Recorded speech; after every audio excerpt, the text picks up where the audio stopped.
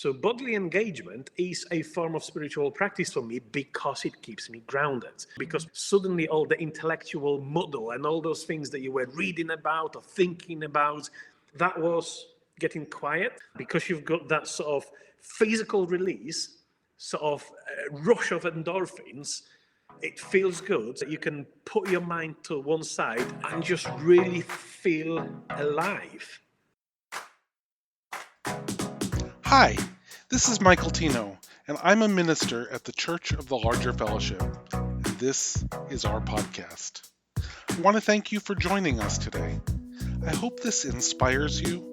I hope it builds your faith. I hope it gives you perspective and allows you to experience the power of Unitarian Universalism at work in your life. Enjoy the message. Hello, welcome to today's episode of Voices of Unitarian Universalism. I'm Aisha Hauser, and I come to you from the land of the Coast Salish people, also known as Seattle, Washington. And we are very excited about today's show. But first, I'm going to send it to my colleague and close friend of 5 million years, Reverend Dr. Michael Tino. Welcome, everyone. I'm Michael Tino, joining you from Peekskill, New York, a little bit north of New York City, in the Hudson Valley, the land of the Kitchewan and Wappinger people. So today we were going to have Reverend Michael O'Sullivan from the Cork Unitarian congregation in Cork, Ireland. However, they had a fire. And so it was unfortunate. My understanding is thankfully no one was hurt, but the building itself is damaged. And so Lucretia is going to put the link to the congregation in the show notes. So if you are able to support them in any way, please do. So today, instead, thanks to TikTok, I am a fan of our guest, the Reverend Arek Malecki from the Leicester Unitarian Church in England. Reverend Arek trained for ministry with the Unitarian College and studied theology, including biblical studies, biblical languages, and the study of religion at the Luther King Center in Manchester, England. He's especially interested in embodied spirituality and mystical traditions. Additionally, he is qualified as a group exercise instructor and sees exercise and physical activity as a form of spiritual practice. Amen. As a part of his dissertation research, he interviewed gym class attendees who recognized that there is something of a spiritual dimension happening in those classes. Definitely want to hear about that. Please pronounce where you... Wrocław, Poland. Okay, thank you. As a member of the Roman Catholic Church and moved to the UK at the age of 18. So I'm actually not going to read the rest because I want to introduce you and have you tell the story of how you found the Unitarian faith, especially coming as a Roman Catholic from Poland at 18. So first, welcome. Thank you for saying yes. I've been following you. I don't even know how long, a while on TikTok. And I'm so tickled that when I messaged you, you said yes and was so open-hearted and generous. So welcome to The View. Thanks for having me. I can't promise that it's going to be a good episode, but hey, here we are. It's already a good episode. So tell us about your journey. I was definitely fascinated when I found you on TikTok and just how you went from Roman Catholic to Unitarian minister. I'm very curious about that. Well, so here's the thing. When you are born in Poland, you are probably born into the Roman Catholic Church. That is statistically the most likely thing to happen. I think that sort of Catholic membership in Poland shrunk a little these days, but certainly when I was a kid, we were talking 96, 97% of the country were Roman Catholics. So it was kind of a given that you would be a Roman Catholic. And so when I was a kid, I was a very good altar boy, attending Catholic church. I mean, to this day, my grandma works at the vicarage. She's sort of friends with the priest and she's very active in the life of the church. And that's always been my experience. I always grew up around the church, but I just could not square certain things of the Catholic theology with what I felt was true. Do you know what I'm trying to say by that? And one thing that people also need to understand is the Roman Catholic Church in Poland is very different to, say, Roman Catholic Church that I know from the UK. Now, in the UK, the Roman Catholic Church is just one of the minority religions. So it has to behave like a minority religion. In Poland, where you've got basically a monopoly on the religious market and you are the religion and there's virtually no other option, there's a lot of arrogance in it. And the marriage of church and state and corruption and everything else that goes with it. So these are the structural issues that I've had problem with.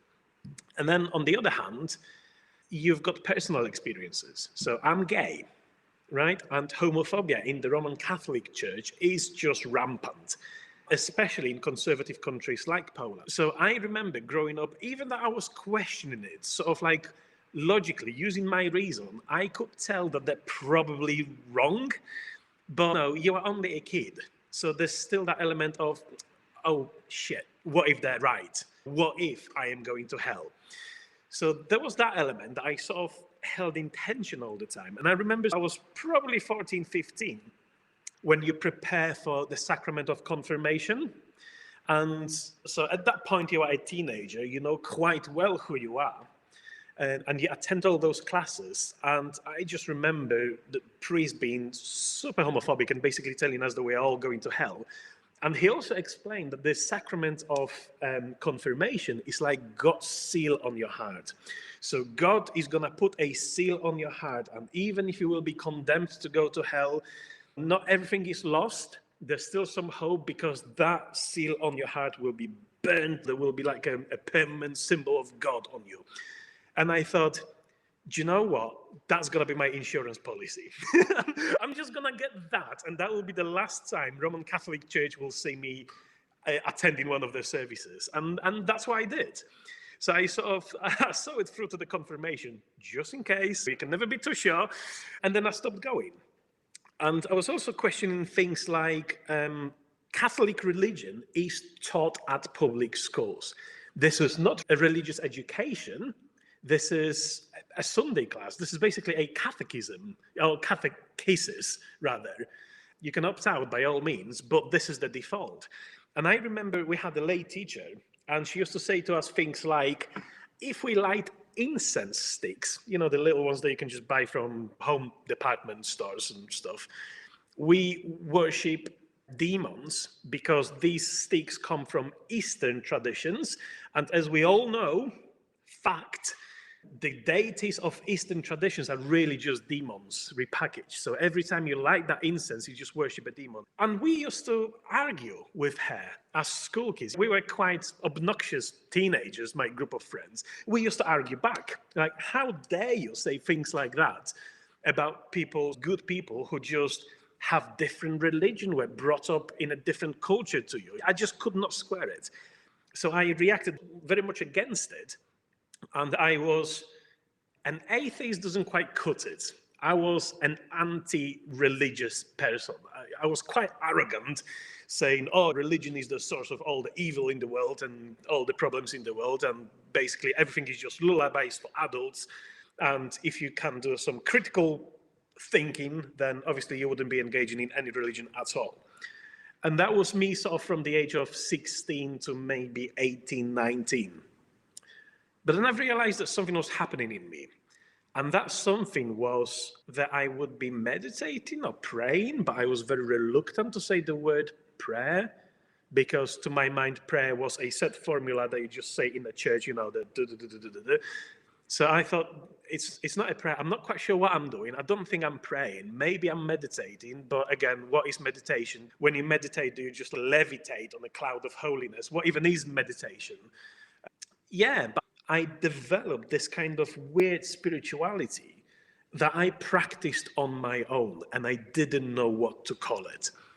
And I used to practice it going for walks, say long walks in nature, listening to music, sometimes just sitting at home and kind of doing like a little bit of mindfulness, holding a fragrant cup of tea or some wine, just some kind of mindfulness like that.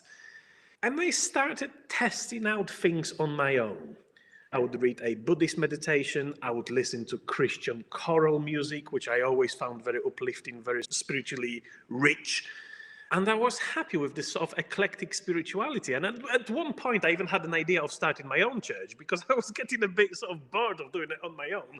And I thought, do you know what? If there was only a group of people who are just happy to try things out and don't want to confine themselves to just one thing and are able to see the same beauty or the same God or however you want to call it in all those approaches, then I want to be with those people. But I didn't know that such people existed until someone on my Facebook shared a link to, you've guessed it, Belief-O-Matic quiz, and the rest is history.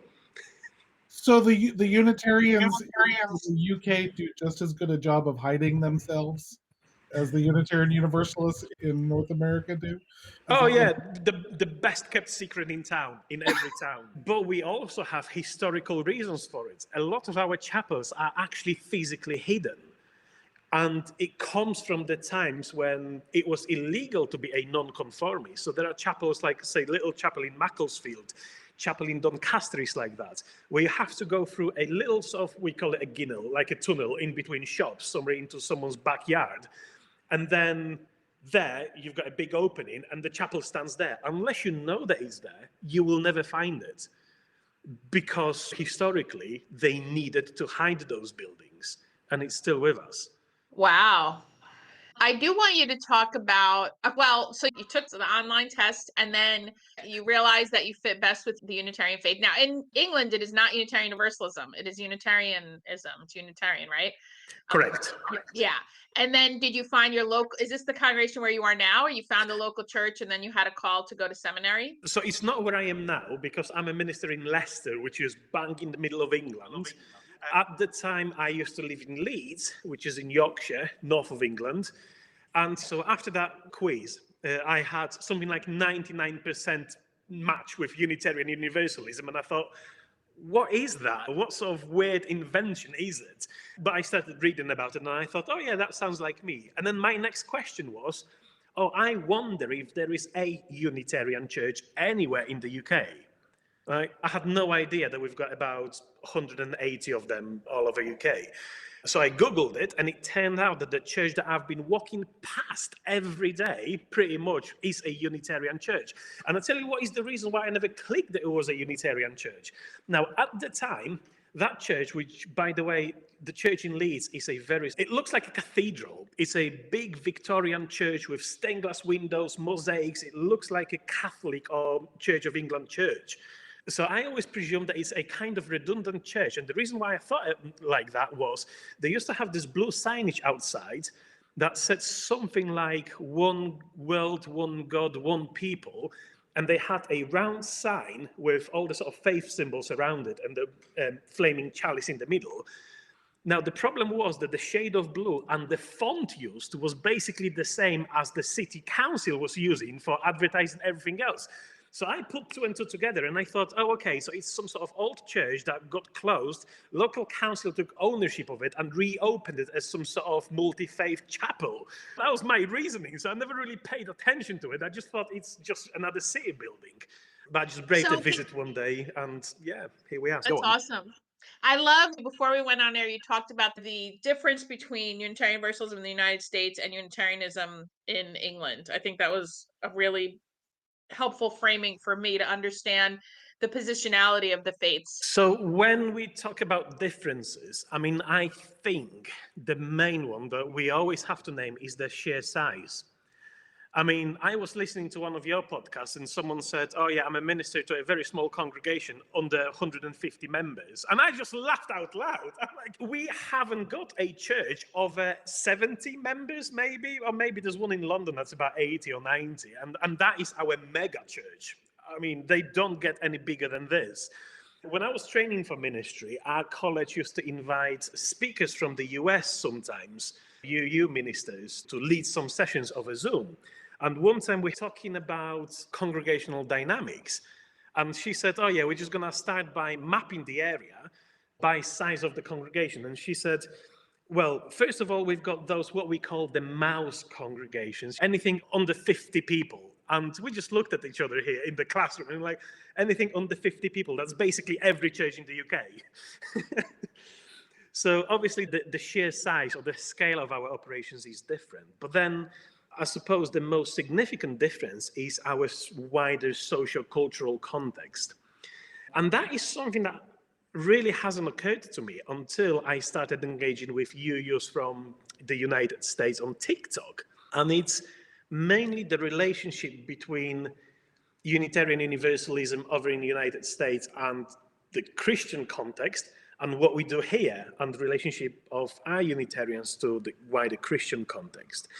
And in both cases, we do have people of various faiths and none, and people who identify as atheists and sort of liberal Christian and pagan and Hindu and you name it. But I think the wider social cultural context is such that over in the United States, you have a de facto Christian country. The fact that Christian religion is brought in houses in senates or in, forgive my ignorance, but like kind of local parliaments, the sort of local sessions is just mind-blowing to me. Because over here, we have de jure Christianity, or sort of our country is de jure Christian country. I mean, we have the king, who is the governor of the state church. We have bishops, Church of England bishops, who sit in the House of Lords, so the upper chamber of the parliament. And yet the country is de facto secular. So there's that weird sort of dynamic that you don't have over there. So our dynamic here is that the country is by far secular. The latest census was that something like over 50% of the country identifies as having no religion, or something like that, if I remember rightly. Which is why our relationship with Christianity is very different. I don't want to sugarcoat it. Yes, there are sort of right-wing Christian groups here, absolutely, but they are not that powerful. They are not that prominent. And a lot of churches, even Church of England, yes, they are lagging behind on things like same-sex marriage and some other ridiculous things. And there are some churches that still will not have a woman minister. But yet, by and large, they are sort of centrist, leftist kind of on the scale.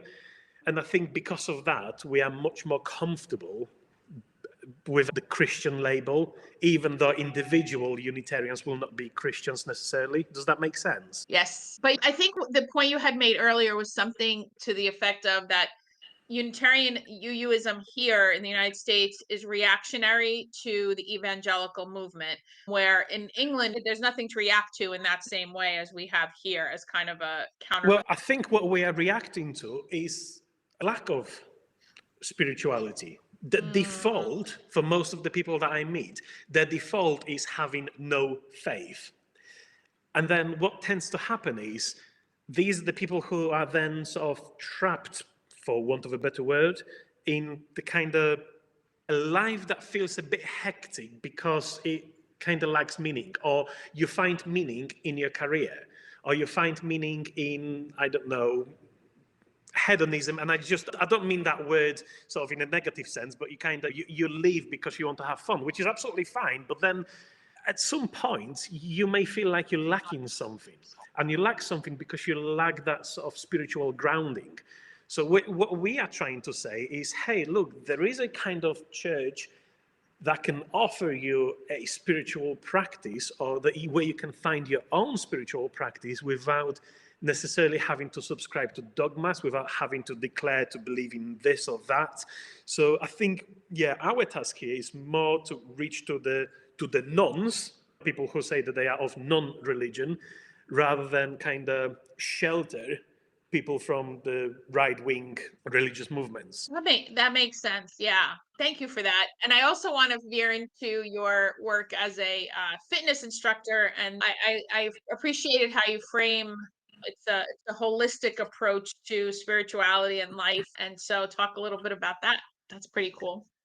Again, it was something that really came to the surface when I was training for ministry.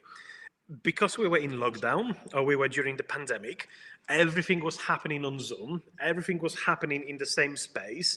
My only excuse to leave home was to go to the gym. There were sort of times where we had different restrictions. Sometimes you could go to the gym, but you had to exercise on your own. Other times, some group exercise classes were re-established, but you could only have limited number of people because everybody had to be really spaced out in those studios. And that became like my spiritual practice. And so I said at the beginning, when I was of non-religion and I had sort of my own spirituality, My meditation was going for long walks. And then something clicked and I thought, aha, so bodily engagement is a form of spiritual practice for me because it keeps me grounded. I've realized I don't go to those spaces like gyms to get jacked. I really couldn't care less if I've lost some weight or not. That was never a motivating factor for me. What was motivating me was how it felt, not for my body, but how my soul felt afterwards or during, because suddenly all the intellectual muddle and all those things that you were reading about or thinking about, that was getting quiet. You could sort of settle in and just really feel alive. And I thought, oh, this is it, this is it. But I thought, I'm just being silly, and I'm probably the only person in the world doing that. You cannot be serious. And then by pure chance, it turned out that one of my yoga teachers, and she was also teaching a few other classes, we started chatting. It turned out that she's actually a theologian. If you're listening to it, Rebecca, hi. So she's got PhD in mystic Margaret Porret and all the sort of mystical movements. So that's very much along what she's interested in. And we started chatting. And then I discovered that I'm not the only person sort of considering bodily engagement, exercise. You know, people tend to think, oh, yoga is very spiritual. Yes, it can be, but your aerobics class can be too. Your strength class can be too.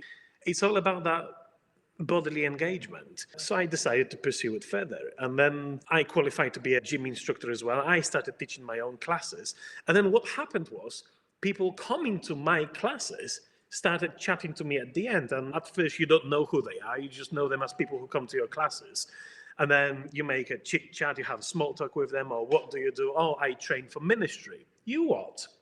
Yeah, I train to be a church minister. Oh, and then that opens a whole new sort of avenues for you to talk to people. And I'm not exaggerating when I say that I had deeper spiritual conversations somewhere by the weights at the gym than I had in churches.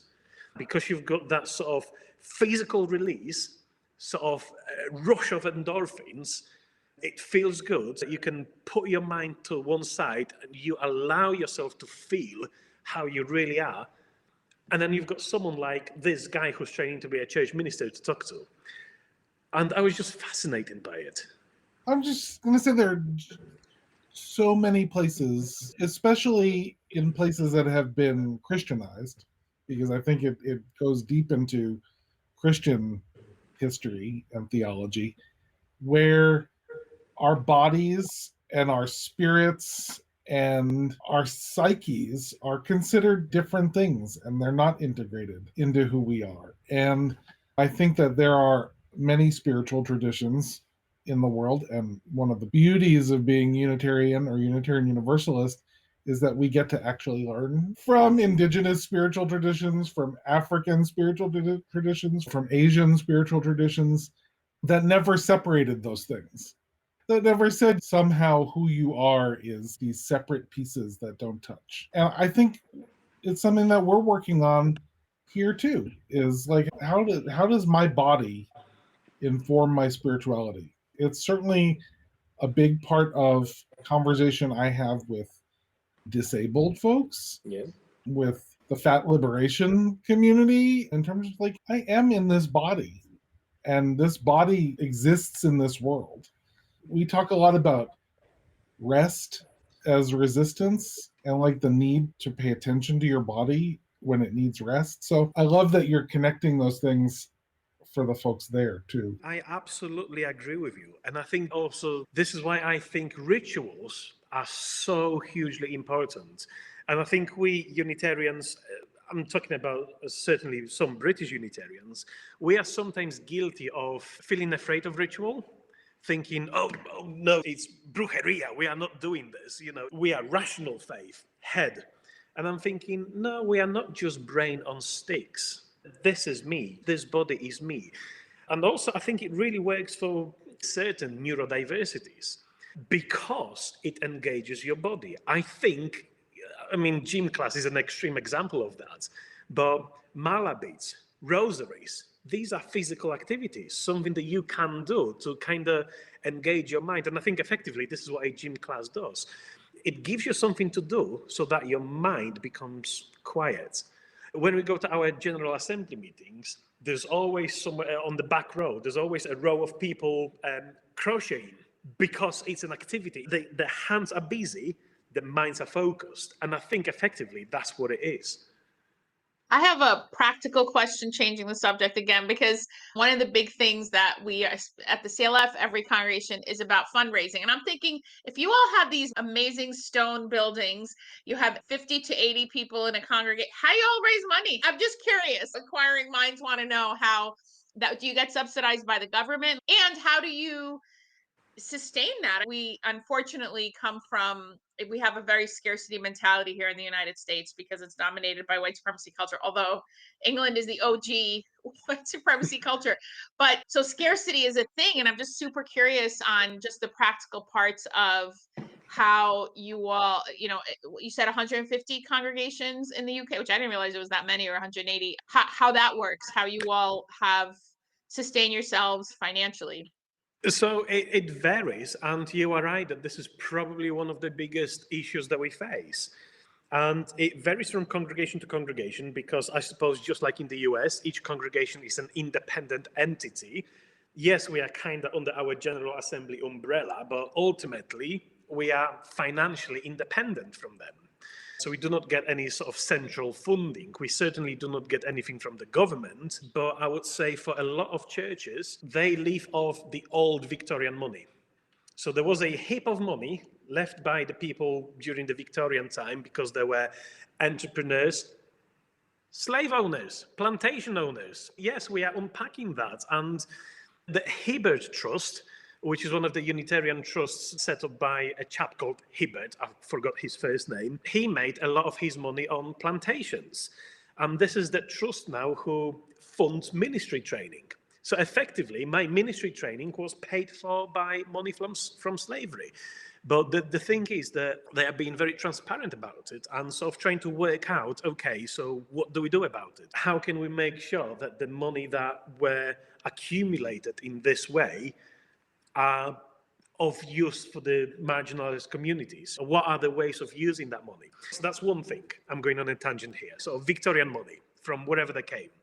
Then you've got buildings. So churches may own adjacent buildings, which they let to shops or commercial buildings. So for example, here in Leicester, we've got our chapel. I'm currently sitting in our community room, the garden room.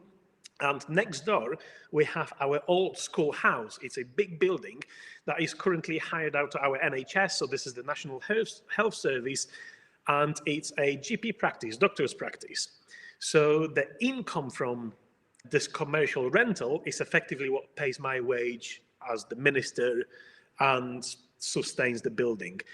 Other chapels may have some other assets, some patch of land in the city centre, and they may hire it out as a car park or car park spaces, So these are all the sort of different models of fundraising. I don't think realistically there is a congregation that could rely solely on donations. Even for us, donations are just a small fraction of what we really need to operate, even in terms of paying our bills. So if it wasn't for the building that we have next door, we would probably be closing our doors. Wow. So I guess I'm kind of trying to picture what it's like in a Unitarian congregation where, here we skew in general older, but we do have vibrant multi-generational congregations. We have a vibrant youth program depending on the congregation and children's programs. So do you attract families? I know you said Unitarianism is the best kept secret in the UK. It is here too, although clearly we're bigger than the UK. But what are the ways that do you do community engagement? And then I also follow-up question want to ask about Our Whole Lives. Do you have the OWL sex ed program in the UK? Because I'd be happy to come train you all. So I'm one of the OWL trainers. But just, I guess I'm asking in general about engagement and how you reach out to the community. I follow your TikTok, and I know, I think that's a great tool, by the way. If I lived anywhere near you, I'd be at your church. But I'm curious about that, about community engagement in general. It is difficult because I am the only member of staff here. That's it. When I've learned that there are UU churches over in the US that have more than one member of staff that have admins, religious educators, mind blown. Where do you get your money from? How are you able to afford that? I've never heard of it. So things that are happening here are more or less what I'm able to do. Yes, of course, we've got a group of volunteers. Fantastic. I'm really blessed with my congregation here because I think I was very lucky to land them because they do put a lot of work and we have a lot of doers here. But when your congregation is, I think I've got something like 35 people here, and Sunday attendance, on a good Sunday, I may have about 30. On a quiet Sunday, I may have 15. If these are the people that I have available, there's only a limited number of things that we are able to do. Those people have families, those people have jobs, or they may be retired, so they don't have as much energy, or they may be volunteering somewhere else. I've got a couple of people who also work at the hospice. So I have to be very careful not to burn our people out. So as much as I'd love to just go out and go, let's just do everything, guys, I have to be realistic about it. So our next sort of big things here coming up is soon we're going to have Ramadan. We're going to have a big iftar feast here, breaking of the fast with our Muslim neighbors, which we are just in the stage of planning.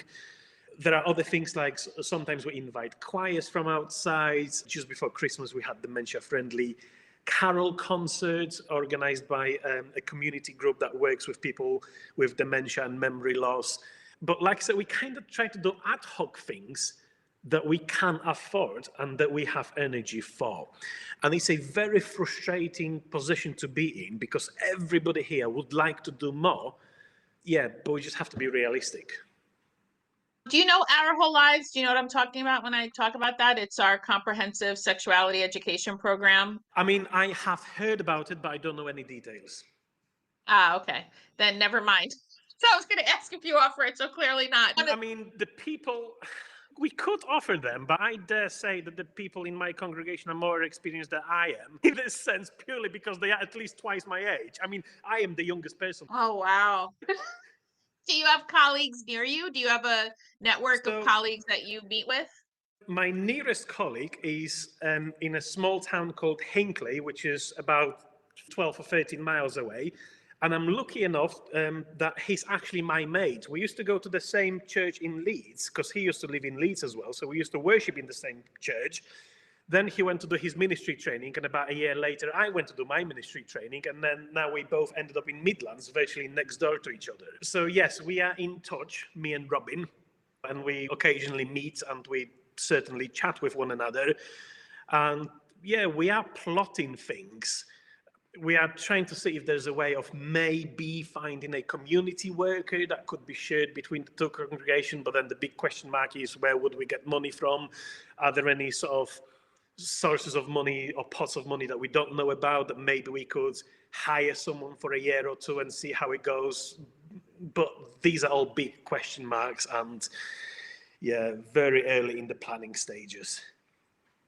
So the Hebert Fund, I have a noticing about that. When you immediately said that money, that big pot of money came from the slave trade, I will tell you that people here, Unitarians here, we have congregations, I would say predominantly in New England, that have big pots of endowments, a lot of money, that did also result from profits from the slave trade. But literally, it is very rare. I've maybe heard two people say it. So I was appreciating that this is something that is acknowledged, is open. But you said it where here there's a lot of angst about it, because when we talk about racism and anti-Blackness and the legacy of which we are very much living with in the United States and the world of violent extractive capitalism and chattel slavery, what do reparations look like? We have white people in this country and in the UK have a lot of money as a result of the empire, the British Empire, and then violent extractive capitalism. So I met Reverend Winnie, and forgive me for not remembering her last name, a Black Unitarian minister. Thank you. Yes, she was so great. And she talked about, I met her shortly after the white supremacy teach-in. Maybe I met her in 2018, 2017. Anyway, she talked about how in the UK, the anti-racism conversation is not quite as alive as it is in the United States. So I was curious that you did talk about the legacy of slavery and that money, but yet she indicated to me that the conversation, that white people in the UK do not think racism exists in the way it does here, even though y'all are the OG. I mean, she's right. She's right. I don't want to dispute that. And I think also what makes it worse is the culture of niceness here. Yeah, I think I don't have to say anything more about that, right? British people are reserved.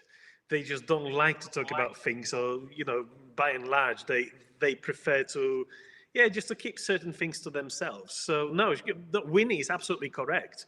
But for Hibbert Trust, they have been very transparent about it, and they've been doing this work for quite some time now. And one of the first steps that they took when they realized that, oh shit, there's that problem that we don't talk about, and how do we address it? One of the first things that they did was rename one of the meeting rooms we have in our Peak District in Derbyshire, a big sort of like a Unitarian conference centre and kind of mini hotel and that kind of stuff. Rename one of the meeting rooms from Hibbert to Seacole, honouring Mary Seacole. Have you heard of her? So basically, two famous nurses in the UK, sort of mothers of modern nursing, Florence Nightingale and Mary Seacole, both alive around the same time, except everybody knows about Florence Nightingale, but no one knows about Mary Seacole because she's black. So Nightingale Centre, where the Hibbert Room was, now renamed that room, that Hibbert Room, to Seacole Room, which makes sense to have Seacole Room in Nightingale Centre, right? So that was one of the sort of first symbolic things that they've done. I mean, in real life, for people living now, that means nothing, right? This is just a symbolic gesture. That means very little. But yeah, they are doing this work of unpacking and kind of asking questions. What next? How can we handle it well? Are you part of those conversations, or in what ways are those conversations inviting folks like Reverend Winnie or other folks? You're a gay man. In what ways is it happening intentionally?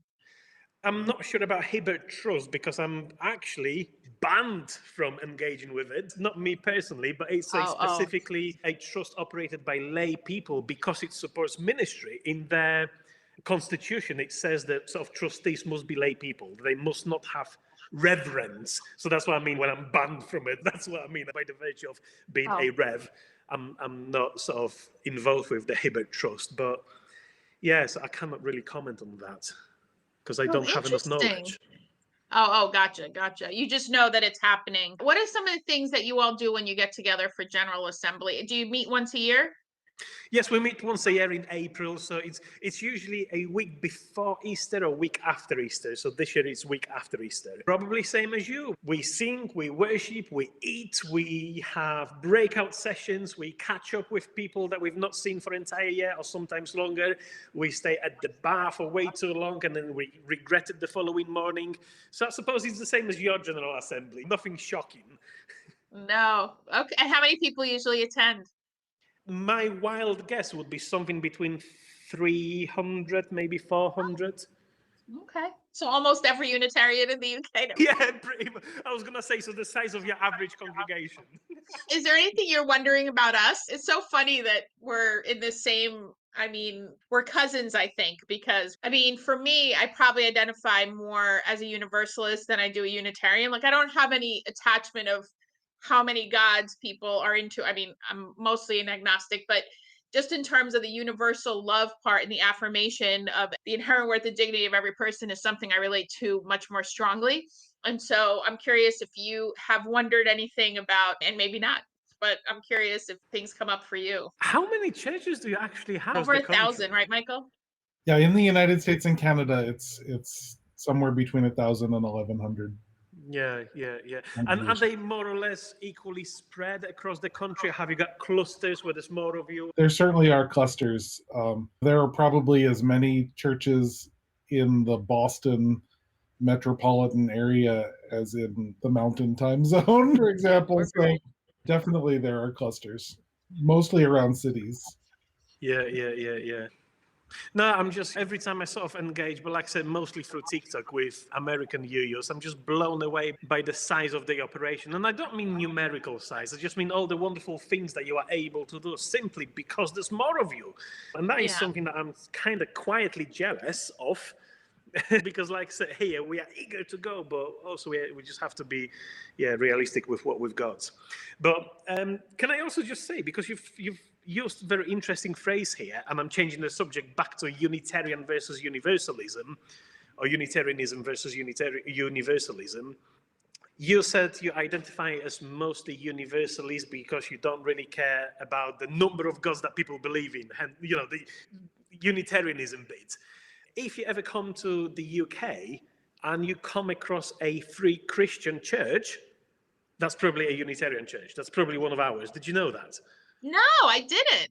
Wow. So the full name of our denomination actually here is the General Assembly of Unitarian and Free Christian Churches.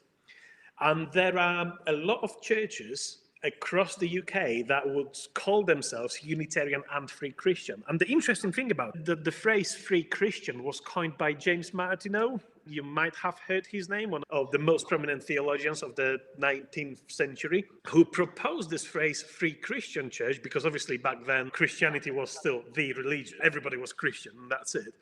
Because he said, well, Unitarianism is a dogmatic position. If you really want to be free to believe how your conscience dictates to you, then you are a free Christian. So originally, that term was meant to be more progressive, more open. So some churches were like, oh yeah, Unitarianism is a doctrine. Now we're just going to start calling ourselves free Christians because we want to be more progressive. And it's funny how today the understanding of this phrase shifted. Because you'd be forgiven to think that a free Christian church would be possibly a liberal Christian, but Christian nonetheless.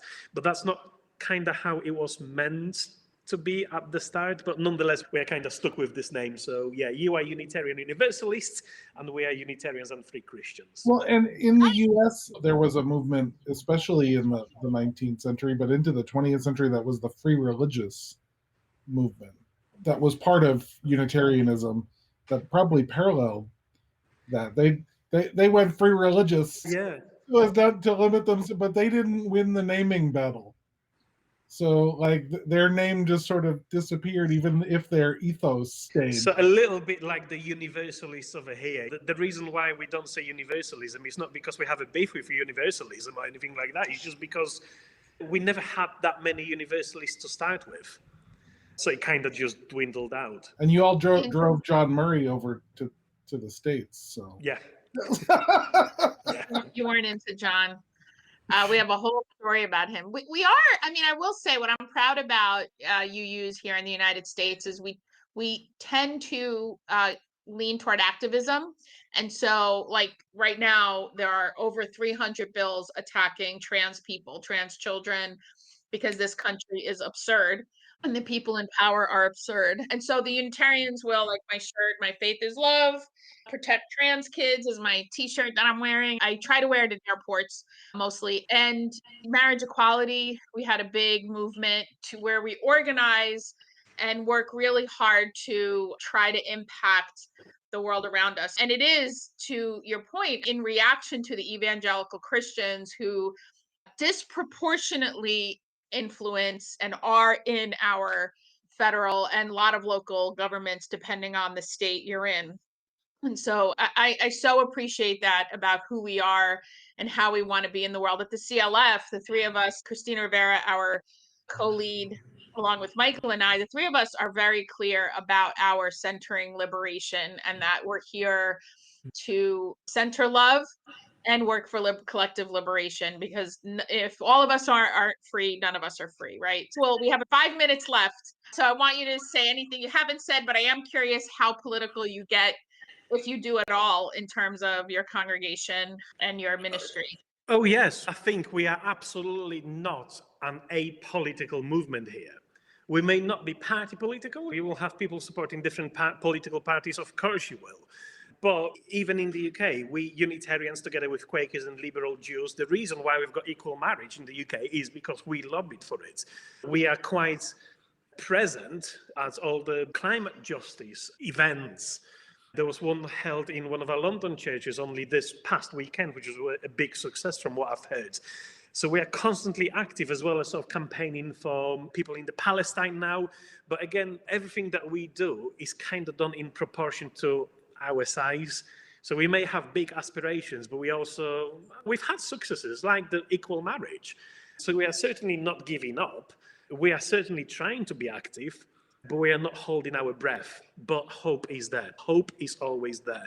The big question that we are asking ourselves now is sort of what our next big step would be. So climate justice, that's ongoing. Genocide in Palestine, that's ongoing.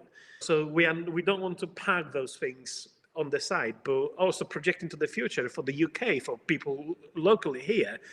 We kind of think that perhaps algorithmic justice and sort of working out the ins and outs of the ethicality of AI, as well as universal basic income, is the big item of our sort of collective agenda next for local people.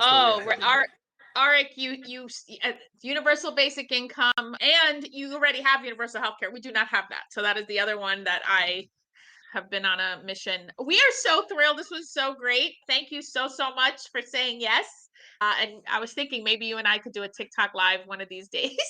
I'm like, let's do it. Let's do it. Yeah, that would be so fun. So thank you so much for joining us, and we will have you on again for sure.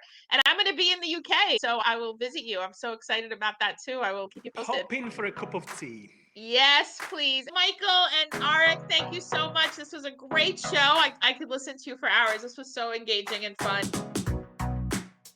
Gracias por joining us. Special thanks to those of you who give generously to this ministry, be it time, talent, or treasure. It is because of you that this ministry is possible. You can click the link in the description to give now, or visit CLFUU.org/podcast for more information. If you enjoyed this podcast, please make sure to subscribe, rate, and review so that others can find us. Thanks again for listening.